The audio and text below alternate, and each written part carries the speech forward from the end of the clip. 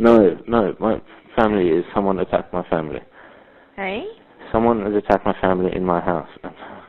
This is the moment Henri Van Breda reported his family dead. What is your emergency? Yeah. I need an ambulance, lots of, You need an ambulance? Yes, please. What's your name, sir? Henri Van Breda.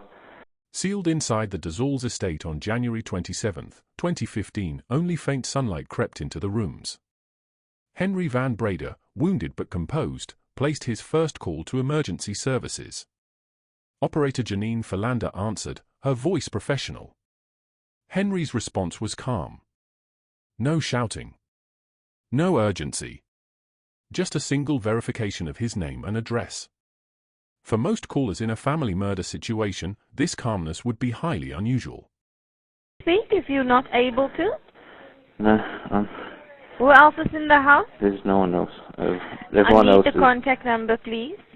No, my family is, someone attacked my family. Hey? Someone has attacked my family in my house. Okay, so you need the police or the ambulance. And an ambulance, please. Yes. Now, who is injured? I think everyone. Everyone in your house? Everyone, 4 people, yes. Adults, 2 adults? 2 adults and 3 adults and 1 teenage girl, yes. What are the injuries?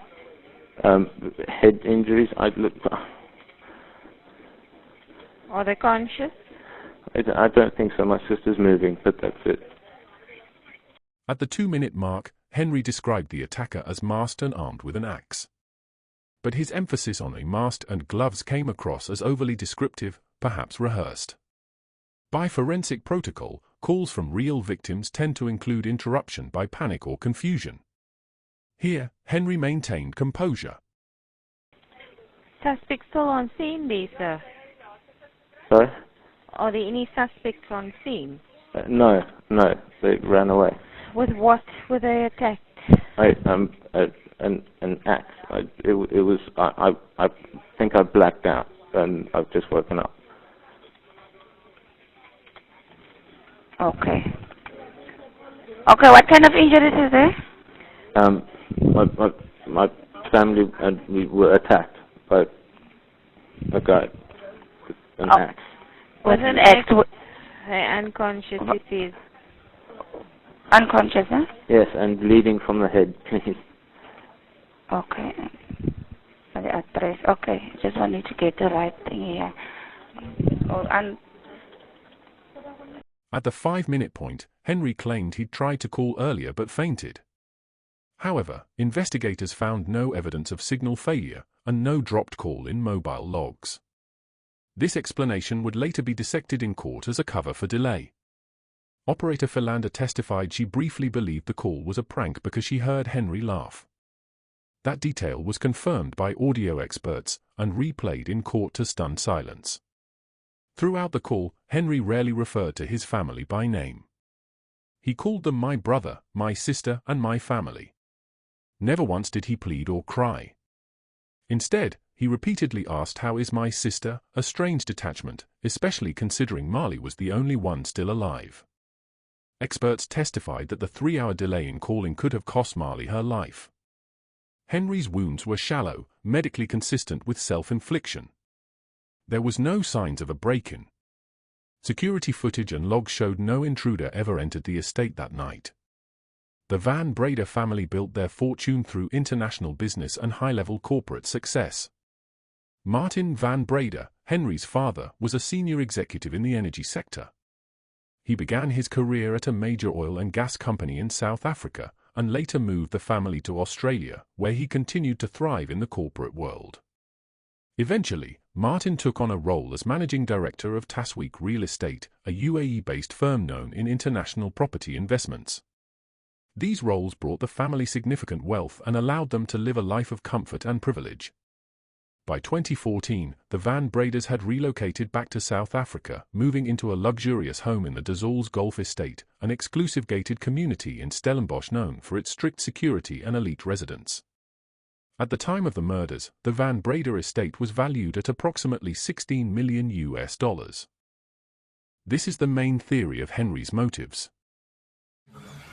It's roughly where the last two windows, or first of the windows. First of the windows, but on the inside of the border of the window.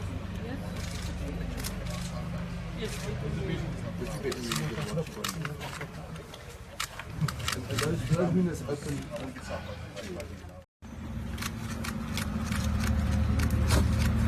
Right, and then on the other side, just if you can move to that. Just replace that. What area now?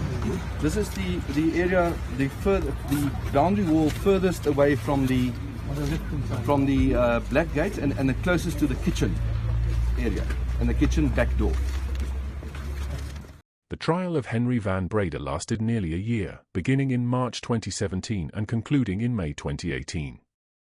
Over 60 witnesses were called, and the case stretched across more than 40 days in court, making it one of South Africa's longest and most high-profile murder trials. Mr. Van Breda, is the DNA of Rudy and your father on your shorts? Correct. And of your mother on your one sock? Correct. The clothes that you wore during the incident? Correct. As well as your DNA and that of Rudy in the shower, corner of the shower in the boys' room. Correct. Mr. Van Breda, your explanation for the presence of your DNA in the shower is that you might have cut yourself, shaving. Correct? One of the things, not the only. Sorry? I don't think it's necessarily the only explanation. I also don't think it. See, Mr. Van I said that Breda, I did shave in the shower. It was a regular occurrence. What are you saying? I was saying that it's a regular occurrence for us to shave in the shower. you have now amended and said not I shave, but for us to shave in the shower, including Rudy in that. Yeah, I'm not amending anything. It was never my version that Rudy didn't shave in the shower. I just disagree with her saying that I'm amending my version. But yes, Rudy would also shave in the shower, so would Dad. Just for the sake of record purposes, Mr. Van Breda, any blood that would end up in the bathroom, even if one has regard to stains 33 and 34, just inside the bathroom door. Do you recall what I'm referring to? The two stains just inside the bathroom door, which Captain Van Westhuizen, who testified on behalf of the state, said he does not want to characterize it as shoe prints because he didn't have enough characteristics. Mr. Stale, on behalf of the defense, said the one he agreed is he cannot say whether it's a shoe print. The other one, he was of the view that it's in actual fact a shoe print from Constable Martin. Yeah, no, that can't be accounted for by shaving in the shower, no. And if one has regard to the fact that blood can't move on its own volition, it has to be transferred there by way of something or someone, correct? Correct. You must just answer. Correct.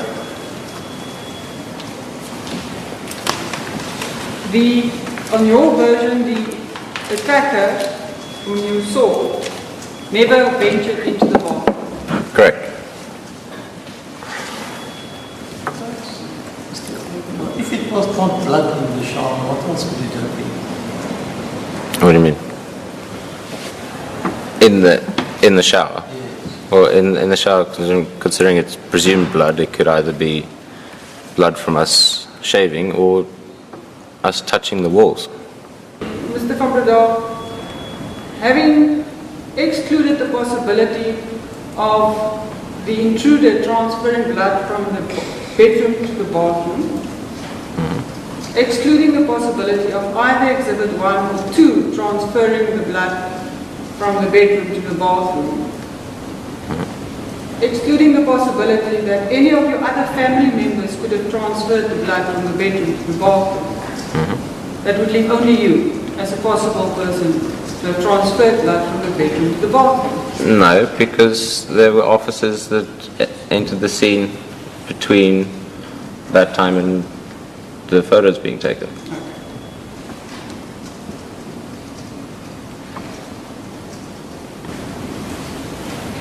When one has regards to your version of the events, Mr. Van Breda, you say that you had struggled with the attacker and managed to, well, it wasn't much of a struggle in any event, but you managed to disarm him of this act, Exhibit 1 before. Correct. At that time, you didn't know it, but we do know now, that at that time, the attacks on all your family members had been over and done with. They were all executed already. Correct. And the axe was bloody enough so that when you eventually threw it after the fleeing attacker, there was still enough blood left on that axe to leave a trail on the wall where it hit. Correct. If I'm not mistaken, there were also little clumps of hair in the blood that came from the axe. Okay. Yet neither when you disarmed the attacker of the axe, nor when you struggled with him in the incident between the two of you, nor when you hit him with the blunt side of the axe, anywhere does any of that blood on the blade or on the axe get onto your upper body. I don't think that's true. You don't think it's true? I don't think we can categorically say that. Why do you say it's not true? Because there was a certain blood on my body that Dr. Albertser didn't test, but she noted out loud to Sergeant Adams that she would note a speck of blood and then say this makes sense with this injury and therefore not test it. Yeah. So she didn't test all of the little blood spots that are on my body. So you're saying those little blood spots that she thought was in line with the injuries she sustained, those were actually possibly the blood from the axe? Yes, but I agree there were no obvious other drops.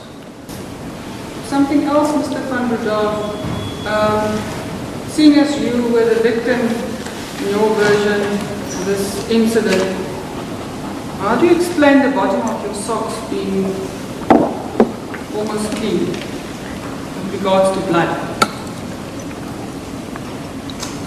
What's your issue with me not having So blood on I can't hear you.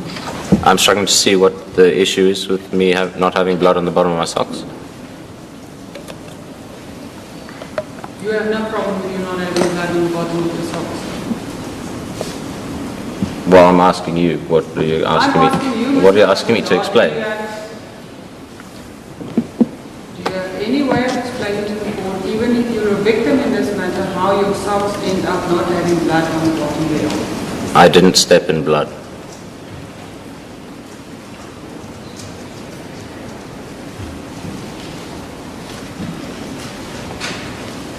Speaking of that, Mr. Van Breda, why do we not see any bloody paw prints of Sasha on the scene? Because I presume that she also didn't step in blood. Because in your version, Sasha slept in the house. Correct. She was able to physically get up the stairs. She might struggle, but she can get up the stairs. Well, 3 out of the 4 weeks a month, yes. Okay. Well, again, there was the period of time a month where she was pretty much incapacitated. But Yeah, but this night. it's not Which part of the night was she incapacitated? Can't be sure. So, I said as a part of the month, remember, due to her medication. Oh, the medication. But you said you couldn't confirm whether the night of 26, 27 January actually fell in that 1 week a month that she was incapacitated. Yes, I can't recall. And the fact that you didn't carry her up the stairs doesn't mean that anybody else in your family didn't do so either. Correct. And in any event, you said that she could climb the stairs. It's just that you happened to observe her at some stage that she struggled, and that is why she was carried up the stairs to be rather safe than sorry. She would hurt herself, yes. Now, on your version, Mr. Van Breda, Sasha's whole family were upstairs in the boys' room, in the passage, and you having lost consciousness on the stairs. Correct. Yet we do not see any paw prints of Sasha having moved about on that scene at all. I don't doubt that. You don't know where Sasha was, No, I don't. but she was in the house somewhere. Yes, she was on our property, definitely. See, it's not a question of you having shut her in the garage before you went to attack the family. No. That would account for her not barking at all to strange people in her house in the middle of the night, as well as her not once even trying to find out where everyone was. You do consider the fact that the duvet was almost rolled up in on itself and placed on top of the blood. I haven't had a detailed look at it, so. But okay, I haven't had a detailed look, but if my blanket was pulled on top of the pool of blood, then it could have only been Rudy moving it. Mr. Van Breda, had that been the case, had it been a question of the duvet having been in some way grabbed by Rudy to, as was suggested during cross-examination of Captain Hubert, Rudy having grabbed onto the duvet and pulled it down for some sort of support or assistance, that could have explained it. But the duvet is almost rolled up in itself and placed on top of the blood. There is no trail of it having been dragged from the bed and over Rudy or anything. Do you have any explanation for that? No, I didn't see it happen. Sorry, no, I didn't see that happening, so I don't know. Near Rudy's bed, there was a black silk t-shirt. See that in photographs? Yes, we've seen Whose t-shirt is that? That's Rudy's shirt. Right? Rudy's shirt. Rudy's t-shirt. The blue shirt. Sorry? It would. Was he wearing it when he went to bed? No, that was his sleeping shirt, but I think he took it off at some point. So how did the blood get onto it? Was there blood on it? As I understood it was blood. Sorry? As I understood it was blood. Was the blood, Mr. Botha? No, in the document exhibit WW from one of the officers now, she indicated this one is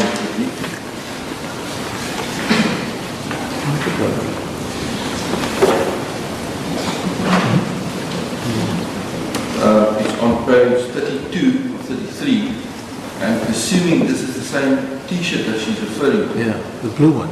It's a t-shirt, exhibit 127, possible blood detected, no. Ms. Galway, that's probably correct. I recall Captain Hubert said no further analysis was done of the blue t-shirt because he regarded that it wouldn't have any evidential value. So was the... As was on the floor. That is how I recall Captain Hubert's evidence regarding the blue t-shirt.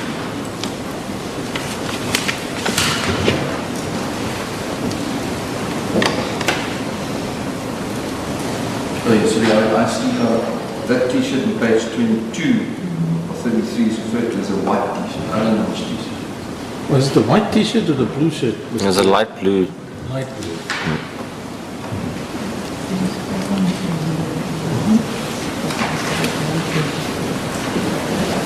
Well, look at 124. Exhibit 124. We got that there? Exhibit 124 will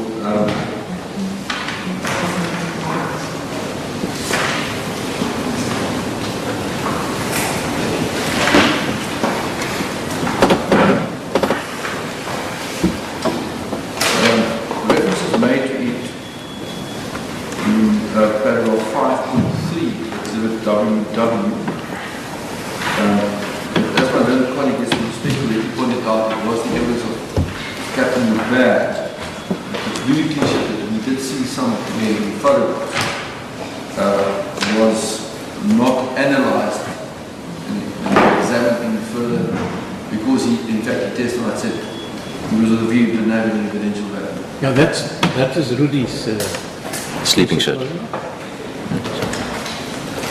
Thank you, Mr. Burr.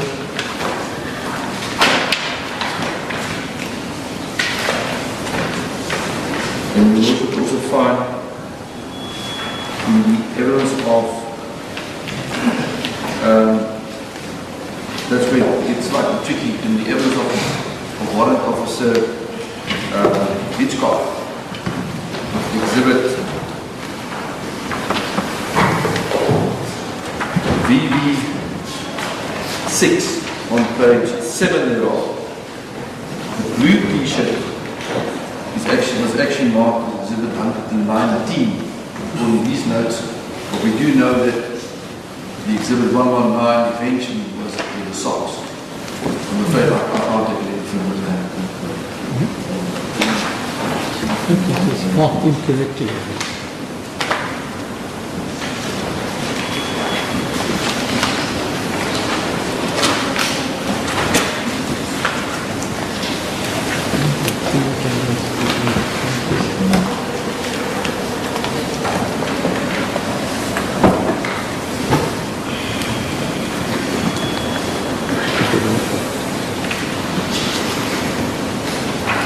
Ms. Galloway, you may proceed.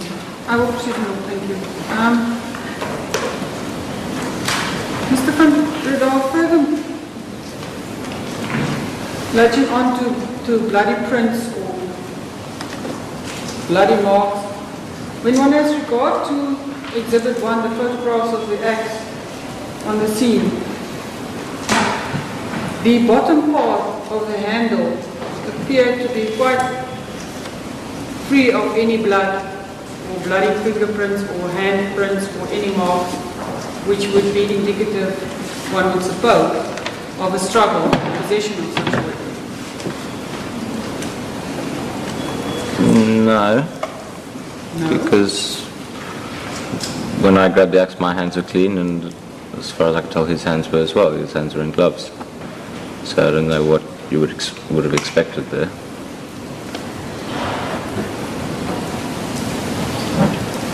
Again, with reference to the fact that the axe appeared to contain quite a lot of blood after the incident. Correct. None of it dripped down on the handle during your struggle with or flowed down on the handle during your struggle with the attacker? I can't be sure. Further, with regards to the knife, if one has regards to Captain Hubert's evidence of the one imprint on the duvet, yours, he says it's similar to the blade of the knife. I recall its evidence. Which by inference would then mean not only did the duvet move from the bed to the wall, the knife moved from your bed on the duvet to underneath Rudy's bed. Do you agree? Well, Sorry, I can't hear you. with the premise you set up there, yes. Yes. You did not see this occur, according to you? No, I didn't see this. I didn't see where the knife ended up at all. I suppose the knife could have ended up on the duvet and then have been flung onto the ground when the duvet was similarly pulled off the bed. But again, I wasn't there. And landed up halfway underneath the bed, which is not very far off the ground. There's not a big gap between the base of the bed and the floor, correct? Correct. So in the motion of pulling the duvet from the bed, if that is how it occurred, the knife must have, in your version, fallen down and went in the same motion went underneath the bed. Not necessarily the same motion. I'm saying that Because I didn't see where the knife ended up. The knife could have ended up on the top of the duvet and then fallen down and then been pushed underneath.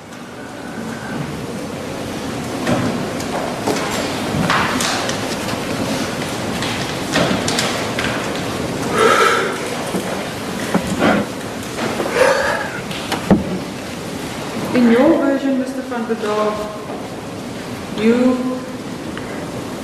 during the attack on your father and your brother, you stood behind the attackers, is that correct? Well, his back was to me. He wasn't facing me. And during the attack on your mother, whenever that occurred, you were not anywhere near that? Correct. To the effect that you didn't even see it happen? No, hear it, yes. Now, if the attacker's back was towards you, Mr. Van Breda, how does blood spatter from your father and your brother end up on the front of your shorts? Because I was facing them. You see, Mr. Van Breda, he would have been in between you and the attack on your brother and your father. Not necessarily. How were you positioned? I must object. These issues were taken up with the expert, the blood-stain expert from the state, Captain Van. I put it to him what my client said, what his word was, where he was in the room when the attack occurred. I expressly asked him, would that account for the blood spatter from the father and the brother being found? Sure. And he said it's possible. Now my learned colleague is put it in a much of what she premises this cross line of personation. And it calls with respect for pure speculation on the part of the other witness. In light of the fact that we require the evidence of an expert to express an opinion on this. And my Lord, on the previous occasion when I objected on this basis to questions being posed to the witness which calls for speculation on the part of the witness, I was not in possession of the case law that I wanted to refer you to. But there's fairly recent 2014 case law S versus BM from the Supreme Court of Appeal, which emphatically says these kind of questions, and in that stage it was premised, the question was based on a question. Do you have a copy of the judgment? I don't have it with me at the moment, but I'll get a copy of it. But if I can just quickly develop my argument, I'm not going to hold you to the watch too long. But Look at the judgment to give a ruling. I will give your Lordship a copy, if I can just finish this one point and make it clear. In that case, the questioning that was objected, which the Supreme Court found objectionable, was a line of cross-examination which asked of the accused why witnesses would come and say A, B, and C and lie to the court. But the principle remained the same. It was with reference to all the cases. I know cases to that effect. But that's old law. No, absolutely. But the principle is that questions that call for speculative answers on the part of the witness should not be allowed, irrespective of what those questions are, because it doesn't really assist your Lordship. And it's on that basis that my learned colleague can argue this, obviously.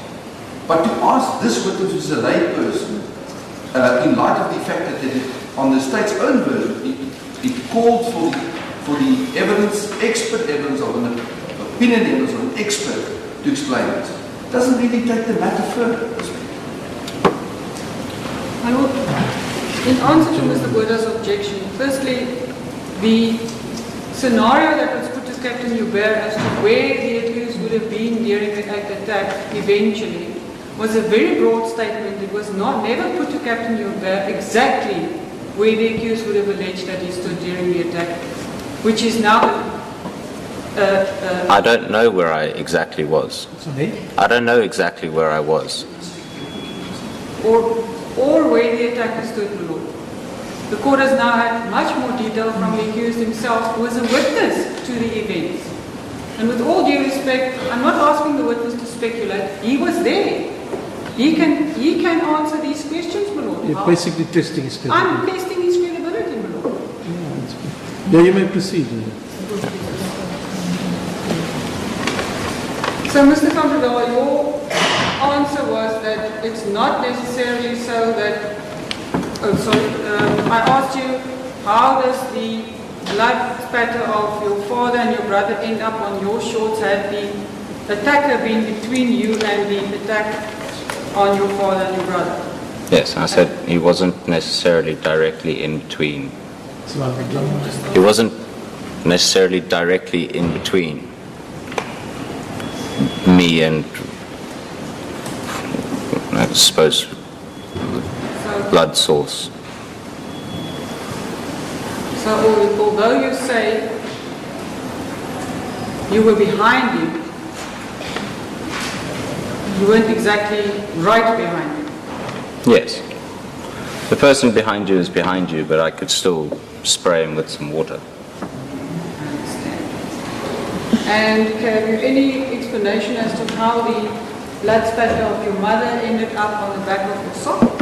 No, it's because not on the back of the sock, it's on the toe of the right sock. That's correct. How does the blood spatter of your mother end up on the toe of your right sock, Mr. Van Breda? I'm not entirely sure, but there was a pool of blood collecting at the bottom of the stairs.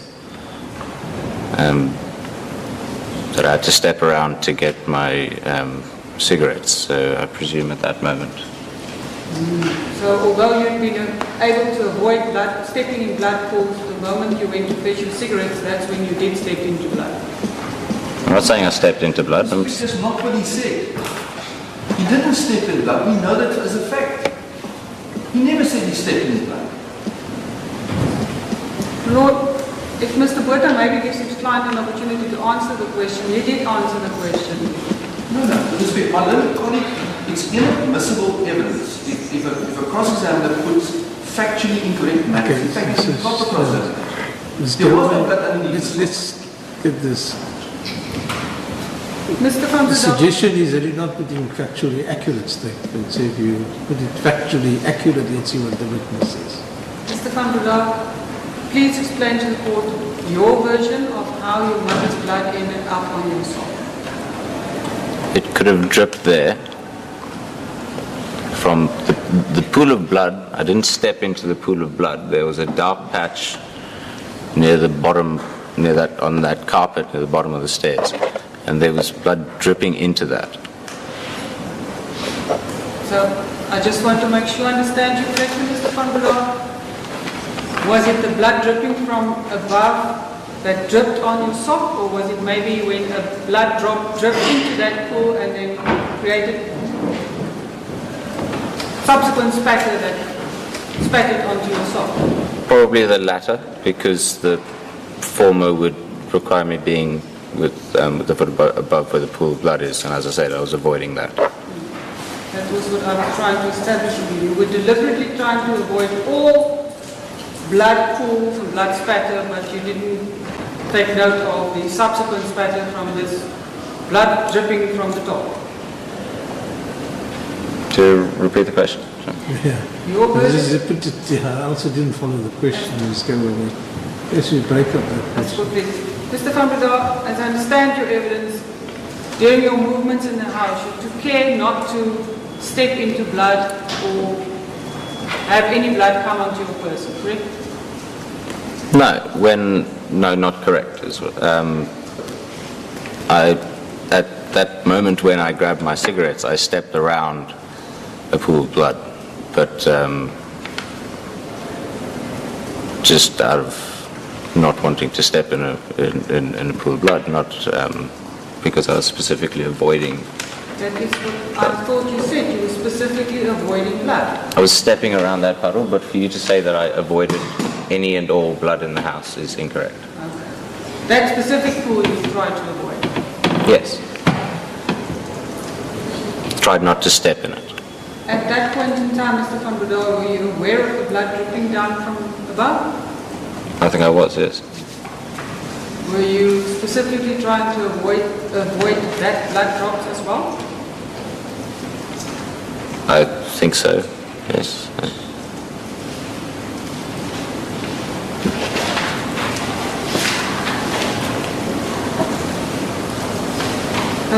Lord, I'm going to move over to another Shall we adjourn to court?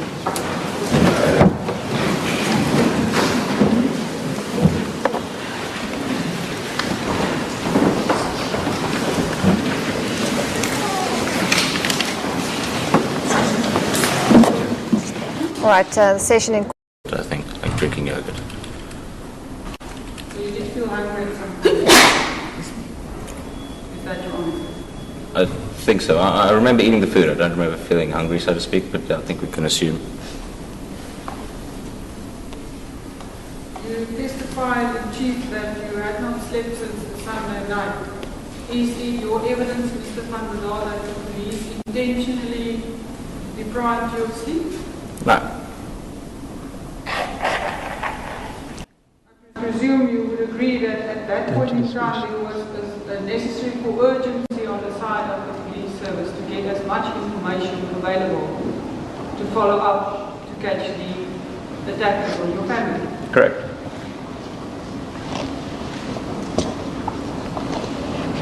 So at that point in time, I also presume that you were quite willing to work with the police and to give them as much information as you knew.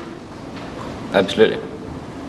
At some point in time during cross-examination, you answered to a question of the court that it is your view that the manner in which the police acted on that day, you do not regard that as irregular. Is that correct? No, I said that I didn't at the time note it as being irregular. Did you understand your evidence correctly, Mr. Van Breda, that you signed the affidavit, the statement, exhibit SS before the court, although at that point in time you of the view that there were certain aspects in the statement that was not correct? Yes. And the reason why you signed the statement was because you were told that as soon as you signed the statement you can go home. Correct.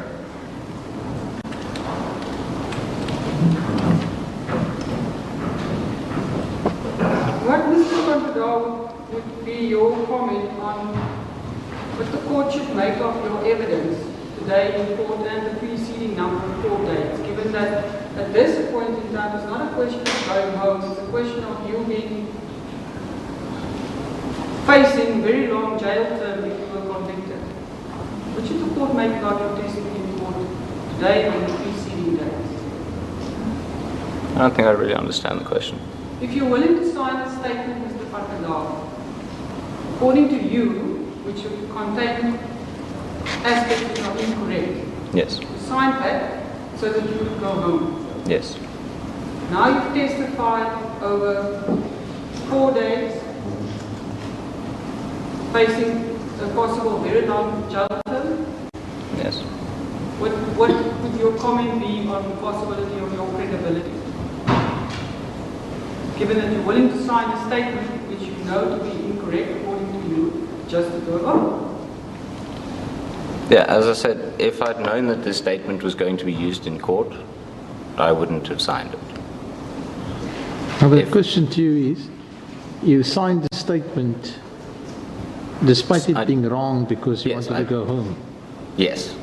So the implication of that is that you would, what the prosecutor says you would do whilst testifying. Yes. What do you say to that? Well, I'll deny it. Tony? I deny it, first of all. And secondly, the circumstances set out in here, I mean, I don't think I was entirely thinking clearly. I did not understand the situation I was in. If I had been given legal advice, I would have probably been more aware of what was actually going on. If I'd been given a day to rest, I may have been able to better. What would you have said differently, Mr. Van Breda? The essence of your version to the police on the 27th of January 2015 is quite similar to what you told the court today. Yes. Details details of it. Yes, I wouldn't have changed anything of what I said to the police. The difference is the final document that came out of those hours spent with Colonel Biernicke, etc., would have been an accurate document, not what we see in front of us here. So what exactly in that document, so that is inaccurate? The wording. The wording? Yes, I think we've gone through numerous examples now where what you've put to me as being in my statement has not been the version that I actually gave to the police as it's represented here. So if you say the wording, sir, do you mean that by that there is something in that statement that is blatantly untrue? Yes. What exactly is that?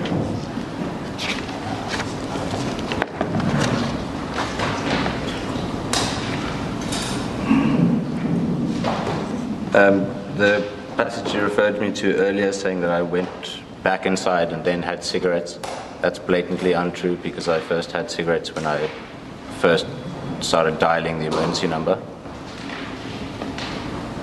So that's pretty much as far as my blatantly untrue goes. I'm not suggesting that the police put words in my mouth. I'm not suggesting that they made up lies. I'm merely saying that this is not the words that I used, and to hold me accountable to the exact wording in this statement is unfair. Even with regards to the one example that you now pointed out, you told the court that at the time when you relayed the sequence of events regarding smoking, as far as you were concerned, both you and the officer who took down the statement was in agreement with what you were saying. Somehow, somehow the words then ended up different from the statement. Yes, if the way the officer said to me, okay, well, wait a minute, I thought you said you had cigarettes, when did you have the cigarettes? And then adding it in then when I said I had the cigarettes by the kitchen counter. If, for example, my attorney was there, she would have made sure that that be reworded in accordance with what I was actually saying. So is your complaint the wording or the content of the statement? Well, the wording, and as a result of the wording, you've come with all the examples that you've put to me from my statement. The wording is wrong, and from that you can draw conclusions that are unfair to me. So what is right in the statement? What is correct in the statement? Scaluba, would you take him through the statement? Would you take him through the statement? Mr. Van Breda, if you have regard to your statement, and intend that you can finally now assist the court in deciding what in your statement is correct and what is not correct. You can start with paragraph 2. Can I read it to you? And then you, after reading of that paragraph, you tell the court what is incorrect. Sure. On Monday, what is correct now or is incorrect? Yeah.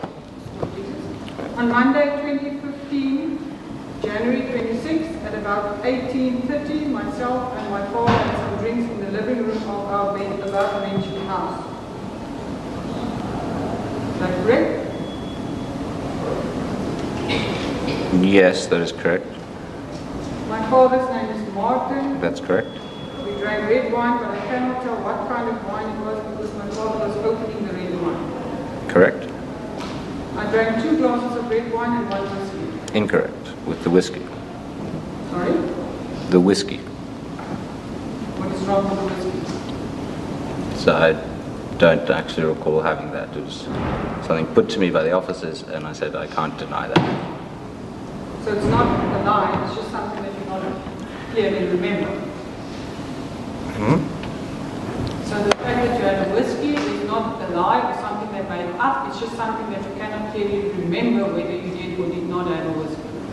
Well, yeah. but me not remembering whether I had a whiskey shouldn't be represented as it is here, which is saying my father drank 2 glasses of red wine. And I had 2 glasses of red wine and 1 whiskey. So, where I'm unsure, it seems unfair for the police to have then written down that I had a whiskey. Well, you were in agreement that you could have had a whiskey. Yes, and although I'd made it very clear to them that I cannot be sure about this. My father drank 2 glasses of red wine and that was all. That's accurate? My brother by the name of Rudy was outside, went for a run, and my sister and my mother was also in the house. Also correct. Paragraph 3, on Monday, 2015-01-26 at about 19:15, all of us were sitting in the dining room and ate our dinner. We finished dinner at about 8 o'clock. The times we can't be sure of. What about the times aren't you sure of, Mr. Van Breda? Because if I remember your evidence in court correctly, which also said that round about 7:30 you had dinner at the table, usually takes about half an hour, which would bring you to 8 o'clock. Yeah, it's represented as being a little bit more accurate than I can actually remember it. Okay. The word of... If it's about 7:15, no, that's fine actually. Sorry. The about here. Yes. Myself, my brother, my father and my sister, they went to watch television, and I was not sure where my mother was at that time. Forget the grammar, the spelling, the idea that is conveyed by that sentence, Mr. Van Breda. Is that correct or not? Excepting for morally watching TV with us, yes. While I was watching television, I drank 1 Coke and rum alone. Also not true. Is it not true in the sense it didn't happen? Or it's one of the instances where it might have happened but you're not sure? Not true in the sense that it didn't happen because I would have remembered. And It's not the same. but when I was suggested this by Courtroom, his demeanor, it was rather, oh sure, but you would have had a Coke, right? They kept pushing me about it. And eventually I just agreed. Although you knew that to be wrong. Yes. Marley then went to bed at about 9 o'clock, 2100. Yeah, that's, again, I didn't give these specific times, so that was her, it was a school night, so that was her bedtime. My father then went to bed at about 2100. Myself and Rudy then went to bed 11 o'clock, 2300. Is that correct? No, because again, that was based on a normal evening, not specifically on that evening. Although you were asked specifically what happened that evening. Yes, and I specifically said I don't know. Specifically. But in court now you are sure about what happened that evening. Yes. Paragraph 4. Myself and my brother Rudy were sleeping in one room on the first floor. Correct? Correct. My sister Marley is sleeping also in her room alone and also on the first floor. Correct. My parents Teresa and Martin was also sleeping in their room on the first floor. Correct. My brother was then asleep and I was still on my laptop in my room watching a television series called One Piece, and it was on the internet till 3 o'clock in the morning, and then I started to listen to music on my cell phone to get asleep. Again, yeah, the gist there being correct except for the specific of 3 o'clock. What is wrong with the specific of 3 o'clock? They asked me what time I thought it was, and I said it was probably around 3. But I had no knowledge of that whatsoever, no surety. So it's not a time that they plucked out of the air somewhere, you gave it to them as a possible time that you could have gone to sleep or switched off the laptop. Yes, again, if I thought that the answer I'm not sure was one that, if they accepted the answer, I'm not sure, then that's what it would have said, but they didn't. They kept saying what time. I then took out my earphones and put my phone on my bedside table, then decided to go to the toilet and took my phone with me in my pocket. I don't specifically recall putting my phone on my bedside table and then picking it up again, but I don't disagree with this. So what's your answer? I don't disagree with that. You disagree with that? I don't. I don't with that disagree. sentence. I then went to the toilet and closed the toilet door after me while I was still inside the toilet. Yeah. Apart from the fact that I didn't actually fully close the door. Correct. Paragraph 5. While I was inside the toilet, I heard a noise from outside and can also hear that the noise was coming from my room, where my brother was also sleeping because the noise was close. Yeah, not my words. No, I'd say the truth in that is just that I heard a noise from outside the bathroom. The way it says here from outside makes it seem like it's outside the house, but that's the wrong representation. The rest is correct. Yes. I opened the toilet door slightly and saw in the dark that someone was hitting Rudy. True. I then stand there afraid to go out of the toilet. Not true. What is not true about that thing? I didn't use those words. I didn't use those words. We've been through this exact sentence in court. You're going through it again, Mr. Yes. Van Breda. What is wrong about that, except for not using your exact words? What is wrong with the event that is described here? That I never said to the police specifically that I was scared to leave the bathroom. I never used those words. That is your testimony in court now, that you were scared during the incident. Yes, but not scared to leave the bathroom. Those are not my words. I then started to shout for help. True. My father then arrived in the room and turned on the lights. And I then saw that this person had an axe in his hand, and that was the item that he was hitting Rudy with on the head.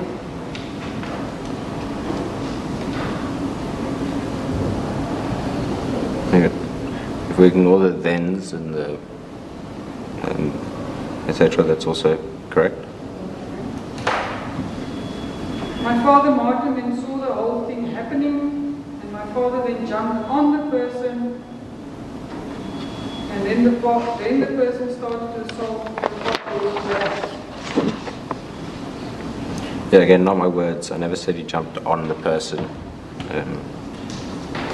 I said he jumped onto the bed and was going at the You person. didn't say that. I didn't say he jumped on the person. No, never said that. But he jumped. Well, again, where I'm agreeing now, it's not. It's never really my exact words. I'm just agreeing to the content of the sentence. Yes. The content of the words. That's what Yes. I want to know whether it's correct or not. Rudy was just lying on the bed while this person was hitting my father with the axe. Rudy was on the bed at the time. Whilst your father was being hit with the axe. Yes. I was still standing in the bedroom with the lights on, looking at what is happening in front of me. True. My father then collapsed in my room where this person was attacking me. True. Paragraph 6. After the person was assaulting my father, I heard my mother Teresa's voice, and I can hear that she was in the passage, and this person went out of the room to the passage where my mother was standing. Yeah. Again, this is I only heard the voice and I was presumed the rest of it. So this is not my words. Do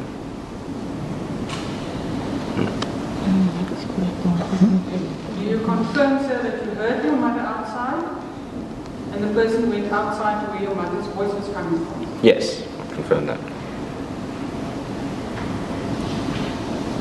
But you say the way it's worded in that sentence, that's not your words. Correct. I then can hear that this person was busy assaulting my mother in the passage. Again, I'm not sure if I perhaps did remember that at the time and don't remember it now. So I'm not entirely sure about that one. So, do I understand correctly, Mr. Van Breda, it's not as if the police made that up, added into your statement. You might have told it to them at the time. Yes, because it did. I then went out of the toilet and still in the bedroom walked towards the front door, but not went out of the bedroom. Yeah, I'm not sure why it says that I went out of the toilet at that point, but the rest of it's true. I can't remember walking towards the front door, but I certainly couldn't see the passage. That is the next sentence. Sorry, yes, the next sentence. Yeah. I Could not agree. see the passage into the result was from there, from here. Yes, I agree. Paragraph 7. While I was in the room, I noticed that the same person came inside my room again, and then he looks at me, and he laughed at me, and then he started to attack me with an axe he was holding in his right hand. Yes. We then started to fight with each other in the room, and then I managed to take the axe from him. Yes. I then stepped a little back, and then I saw the person pull out a knife, and then attack me again,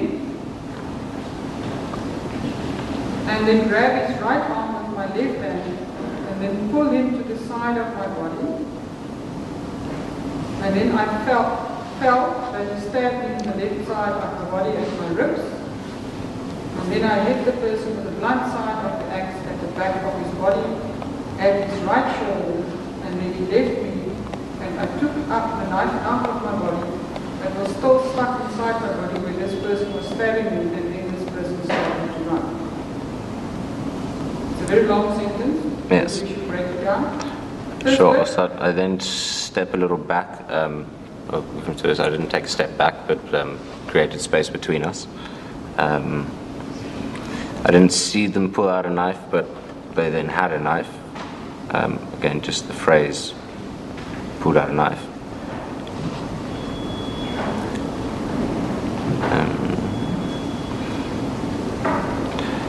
And grab his right arm with my left hand, then pull him to the side of my body. See those not my words either.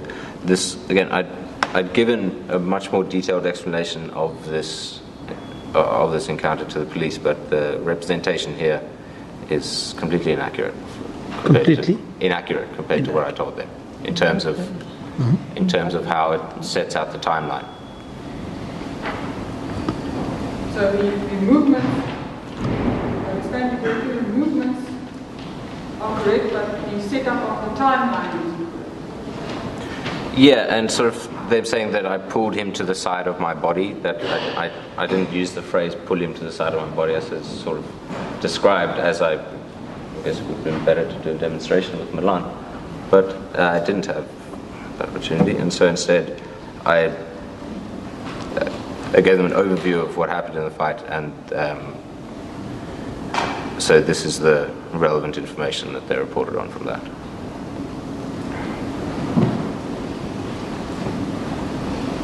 In essence, Mr. Van Breda, is there anything blatantly wrong or not what is part of your version in this paragraph at the top of page 2 of the essay?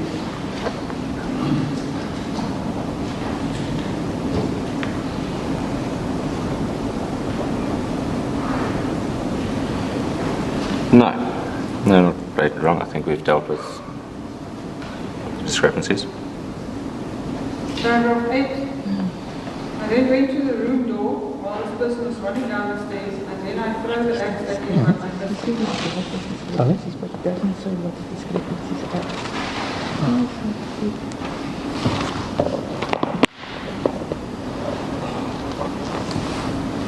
Yeah, correct. Correct. I do not know whose axe it was, because I did not know that we had an axe in the house. Yeah, I was asked by Conor where I think the axe came from, so I don't know. Also, I was also inferring that I missed them. They asked me if I actually hit the person when I threw it at them, and I said I don't think so. After I threw the axe at this person, I then started to run after him. And while I was busy running down the stairs, I tripped and fell. And when I stand up, I noticed the person was gone. Yes, again, I see, as we now know, I distinctly remember throwing the axe. I don't remember where the axe landed. I remember having fallen down the stairs. I don't remember exactly how. I now realized that the two happened at the same time. So this wording here of after I throw the axe at this person, I then started to run after him, and while I was busy running down the stairs, I tripped and fell. That's false. That timeline. It happened simultaneously. The events are correct, it's just the timeline that's incorrect. Correct. I then assume that this person was out the back door because we always left the back door open every night for domestic workers to come inside the house. Yeah, so again, that's not why I assumed that they'd left out the back door. The police officers asked me about the back door, and I said, yes, we do actually leave it unlocked. I didn't explain it in this way. You did not explain it in this way. I didn't say that I assumed that the person had left out the back door because we left the back door open. I saw the back door was wide open. I then went to the back door and discovered that the back door was standing open, and then went outside but saw no one. Sure. I then went back inside the house because I was afraid to follow him because I did not know what he had on him.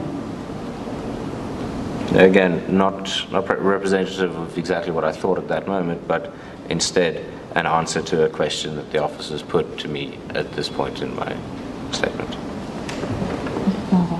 So what question did they put to you? Why didn't you follow the attackers?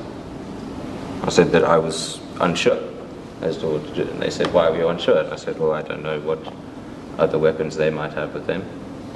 But this then was something Is it correct? Sorry? Is it correct as is written there? No, not exactly, because that's not why I didn't follow them. This was just the answer that I gave to the police afterwards. But you also testified that was one of the speculations that you offered to the officers when they asked you. I suppose so, yes. Again, I'm not saying they outright made these things up, but certainly pushed me to sound more sure of things than I was. When I came back in the house, moving on to paragraph 9, when I came back in the house, I noticed that my father's study room lights was on, and the bedroom of my parents was also on. Yeah, I don't recall the bedroom lights my parents being on at all at the moment, but yeah. At the moment, I can't recall the bedroom lights being on. But you might have told him this at the time? Possible. What did you say? Possibly, yes. Possible. I then tried to call my girlfriend Bianca, but the phone just went on voicemail. And then I started to Google for an emergency number, and I walked up the stairs. And as I was still on the internet looking for a number, I saw my mother and my sister lying in the passageway. And at that time, I was still on the stairs and then fainted on the stairs. Yeah, that's true. That's true. Just for interest sake, there is no mention here of the fact that you considered the emergency numbers on the fridge. That was after I woke up. After you woke up. Paragraph 10.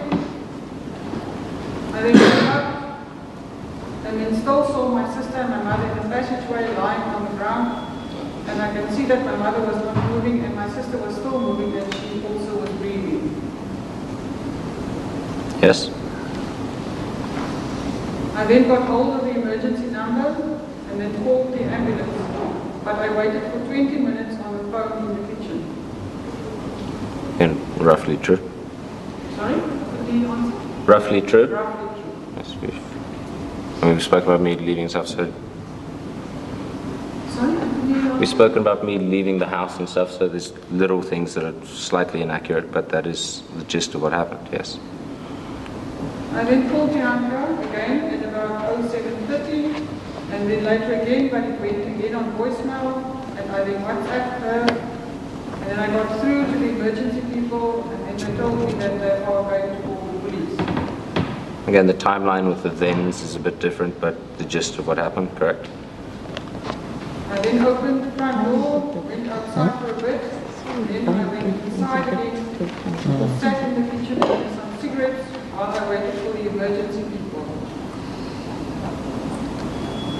And then they arrived, and then I told them what happened, and then treated my family in the house. Yeah, other than the bit with the cigarettes that we've discussed. True? I did not touch anybody of my family in the house the time the person assaulted my family with an axe. True. Paragraph 11. This person who attacked my family was a well-built person and he was strong, 1.86 meters tall, and he had a dark jeans, black jumbo jersey, black gloves, homemade dark grey mask on. Yeah, so this is probably the one thing where it's a bit more malicious, perhaps, that the police didn't include it, but the fact that they didn't mention the second attacker in my statement. I didn't hear you there. The fact that they didn't mention the second attacker in the statement. I told them that there was a second attacker in the house, and that well, I've told him what I've told the court, which is what I know, is that I heard the voices and that I presume that there was a second person in the house. Did we know why they left it out? No, I don't know why, but it's... I would be speculating.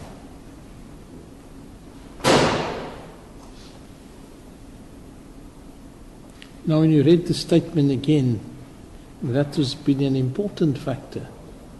Why did you not bring it to their attention? Sorry?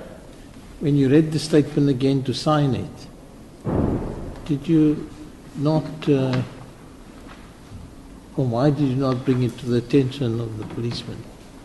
Well, at the time I didn't really notice, because this is the information that we'd sort of decided upon, the 1.86 meters. I was happy with that, even though I can't now say it's that accurate. That wasn't untrue. The guy was a little bit taller than me.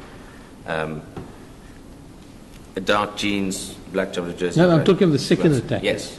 So all this stuff, as I said, made sense. I wasn't able to give them very much information on the second attacker. Yeah, but if, it's just shortly after the incident, and the police now have to track down the offenders. And it's important that they know there are 1 or 2 or 3 offenders so that they can pursue them. Yes, absolutely. I actually, it surprises me to see that it's not here later on, because I explicitly mentioned this to Colonel Bierneke, and I think we can see from his notes I did tell him this. But I didn't notice the omission when I was signing. That they be neglecting their duty if they did not note that there was a second person to to pursue. Well, yes, but it not being here, in the statement, I didn't think that meant that they were going to ignore that. I had spoken at length to Colonel Bienica in his office. He knows that there was 2 attackers. So I didn't think it was neglecting duty because I had told them about this, and they did seem like they were trying to find these 2 people.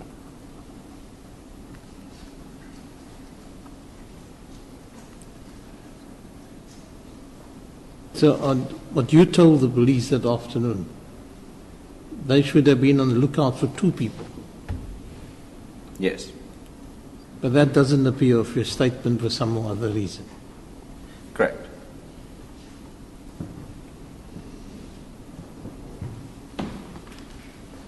Mr. Van Breda, did I hear you correctly that when you read through the statement, you didn't pick up on the omission of there being a second attack? Yeah, I think at that point we'd already been going through it so many times that I was sort of confused by what information I'd already given them and what they were writing down. So that's why I'm saying I'm surprised that it's not in here, because the way I sort of recall it is I, from memory, think that it was in my statement. So I just didn't notice the omission.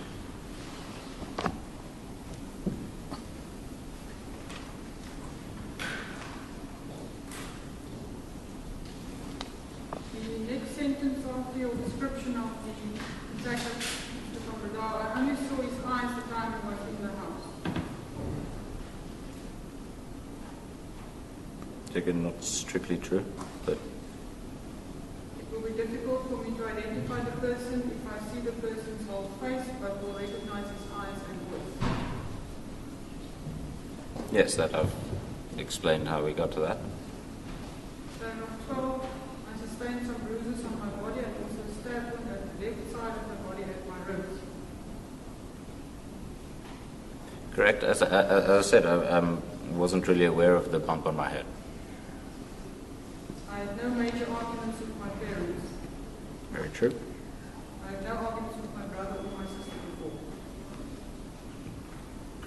I can't categorically say that I've had no arguments, but no serious arguments and no recent arguments.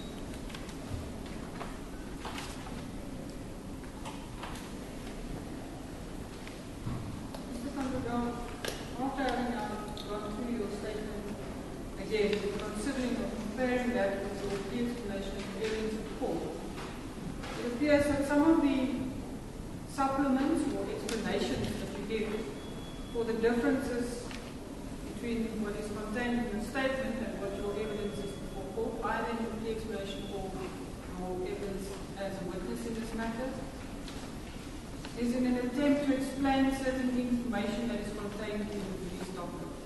Pointed those out to you in the course of the cross-examination. No, that's not the purpose of. And when you could not give an alternative explanation, that is when your evidence becomes, your memory becomes vague, or you tell the court, I cannot recall those events happening. No, I deny that. And the totality of that is that it causes several instances of what can be described as selective memory loss. Okay. Well, I disagree if she's suggesting that I'm being selective. I'm not disagreeing with the fact that I don't have a complete memory of what happened. Since the Van Breda, it's not as if there are certain gaps in your memory with regard to certain periods during the incident which you can describe as shock or emotional trauma. It is the details of certain events that you cannot remember. Well, yeah, that's how else are we supposed to know what I don't remember other than me trying to remember and not being able to? In certain events, for example, your interaction with the attacker, fighting over the axe and the knife, you can give a very detailed description to the effect that you were able to direct and demonstrate not only your own movements, but also direct Sergeant Milan as to what to do. how the incident occurred? Yes, I remember the majority of that fight. And I put it to you, Mr. Van Breda, your incidences of selective memory loss are more often than not exactly on the incriminating evidence in the state's case. Okay. That's the only comment you want to make. Okay. Could you repeat the question? Sorry? Could you just put the question to me again? I said, the instances of your selective memory loss more often than not only applies to the incriminating parts of the state's case against you. Well, no, I think that's wrong. I think it's just where the information is relevant. And because if you have regard to the blood spatter evidence, Mr. Van Breda, and the state of the scene after the incident, as well as the tool mark analysis of the scene, it does not support your version of the evidence. Scalaba, I didn't hear you there. So, yeah. Sorry, Lord, the blood spatter evidence, the state of the scene after the incident, and the tool mark analysis of the scene does not support your version. Okay. There is no forensic evidence of We're talking about evidence, blood spatter evidence that's contained in two reports, almost comprising 90 pages of reports alone, with annexes to leave transfers. We're talking about other substantive reports. Which parts? And again, I would submit with great respect to my little buddy, this is argument, not something put to the witness. I thought in all fairness that Mr. Breda would like to try and comment, but I believe that argument. Can I just comment quickly on the... Mr. Van Breda wants to comment. Let's hear you. Sorry, no, on the previous point we were making about the selective memory loss, or something you suggested earlier that I was being vague about when I got the bump on my head, in order so I could say that it could have happened on the way down the stairs and like that. But that doesn't help me. If I were to say that I sustained the injury on my head after losing consciousness, that would be in line with Dr. Dutrobo's evidence. So I'm not taking opportunities to be vague where I see it as being to my advantage.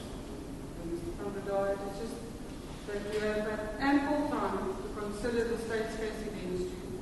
And ample time to think about explanations for things that you consider incriminating, and where you could not come up with a reasonable alternative. That's when you say, I cannot remember, I cannot specifically recall. No, I say I can't recall when I can't recall. Thank you, Lord. I've no further questions. The examination? No, yes, would you plan to grant me this opportunity tomorrow morning to do the examination? It'll be too long. But I just need the time. It's been 5 days for this evidence. Okay. Court's adjourned until 10 a.m. tomorrow morning. Council's in chambers.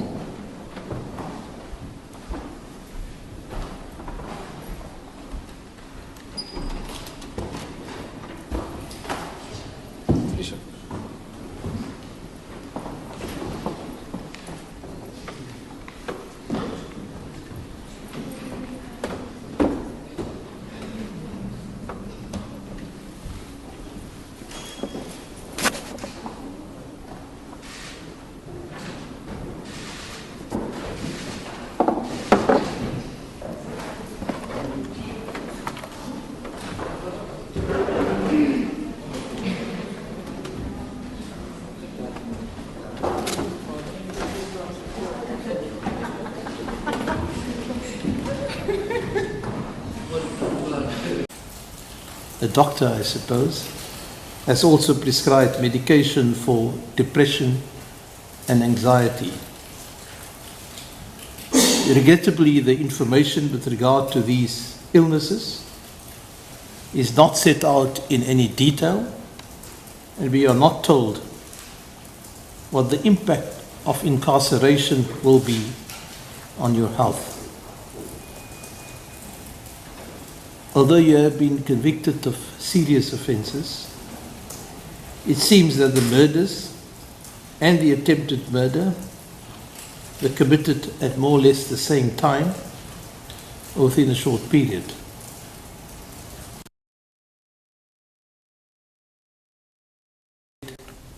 To the commission of these crimes.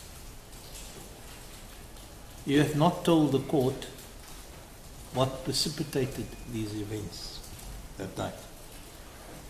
We know from an independent witness that there was an argument, a loud one, which persisted in your house for several hours. At best for you, we can assume that the crimes were not committed in a vacuum, but were the product of some disgruntlement in the family.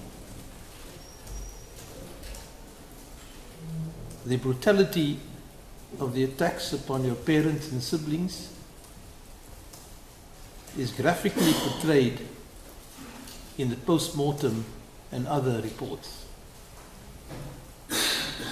They were attacks involving a high degree of uncontrolled violence. The victims were unarmed. There is no suggestion to the contrary. They faced an axe-wielding son or brother, probably not expecting the worst. The father, Martin Van Breda, was probably heroic.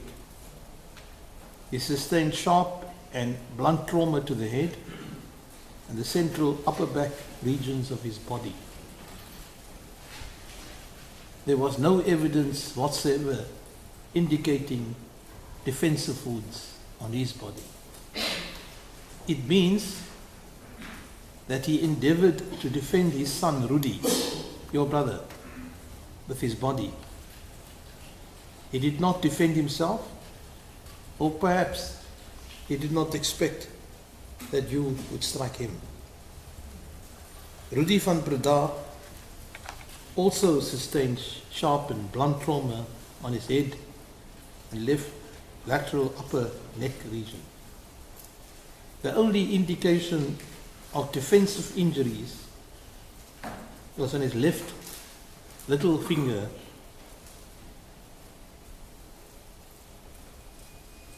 in that region. Little attempts, small attempts to defend themselves. Teresa Van Breda, your mother, received similar injuries. An incised wound on the distal right dorsal thumb was suggestive of a defensive wound. In other words, he used the thumb, hand, to defend herself against an axe-wielding assailant. Marley Van Breda was the victim of a similar type of attack. But in her case, fortunately, though life-threatening, it was not fatal.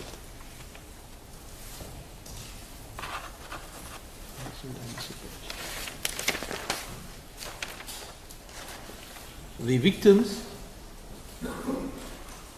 who sustained deathly injuries defended themselves, if at all, with their hands. The assailant, the court has found it was you, with an axe, launched a savage and continuous attack upon your victims. You survived with inconsequential injuries. These attacks display a higher level of innate cruelty and an almost unprecedented degree of disregard for the welfare of one's own family, one's parents and siblings. Each murderous attack upon a family member constitutes a very serious crime, warranting the severest penalty possible.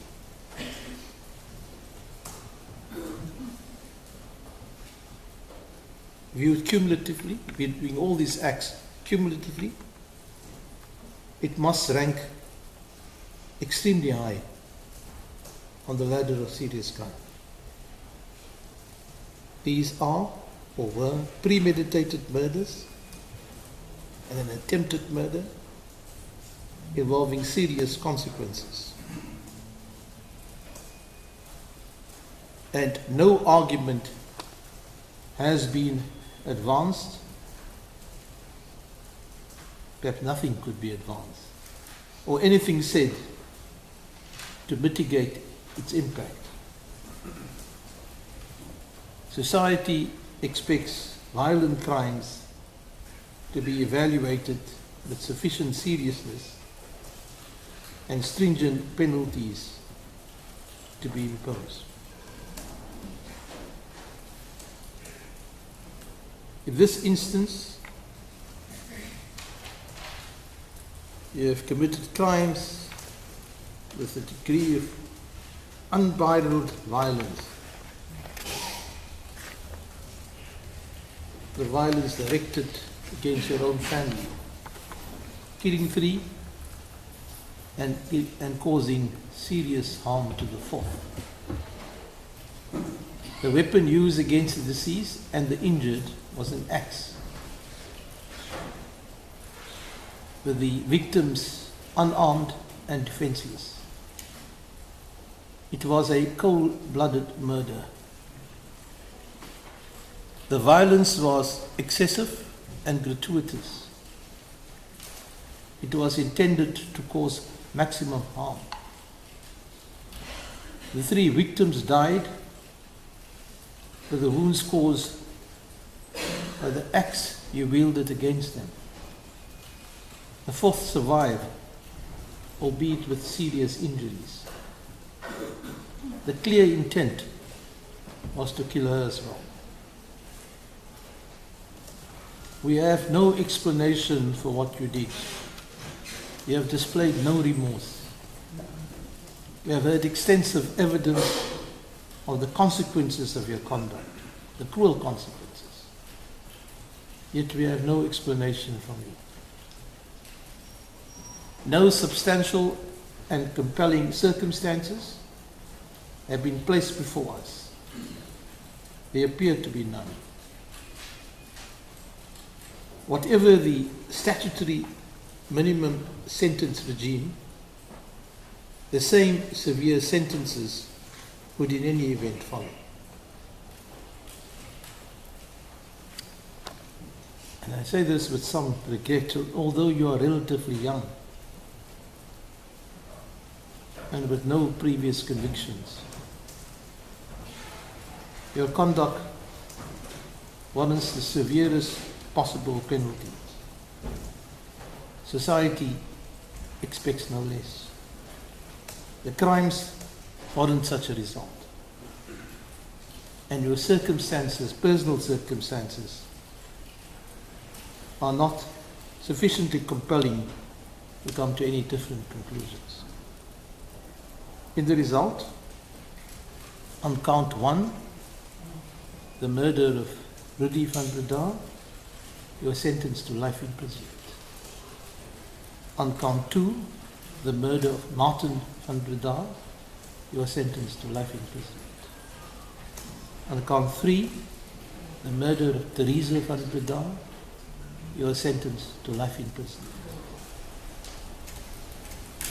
I just say that this is the first trial that was fully covered by the media, the press.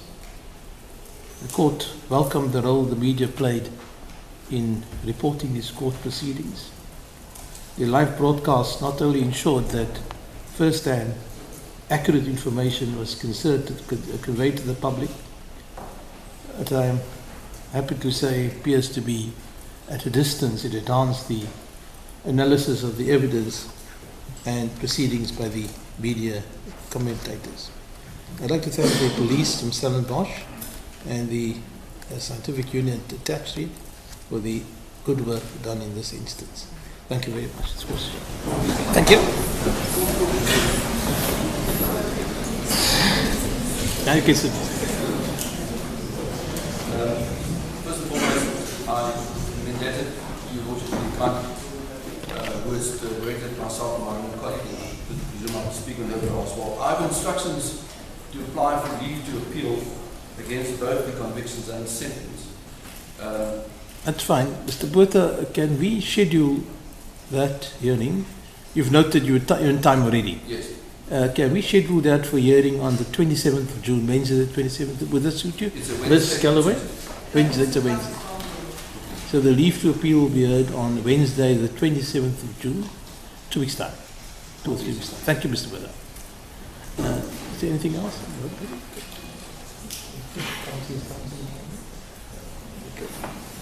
The court is adjourned.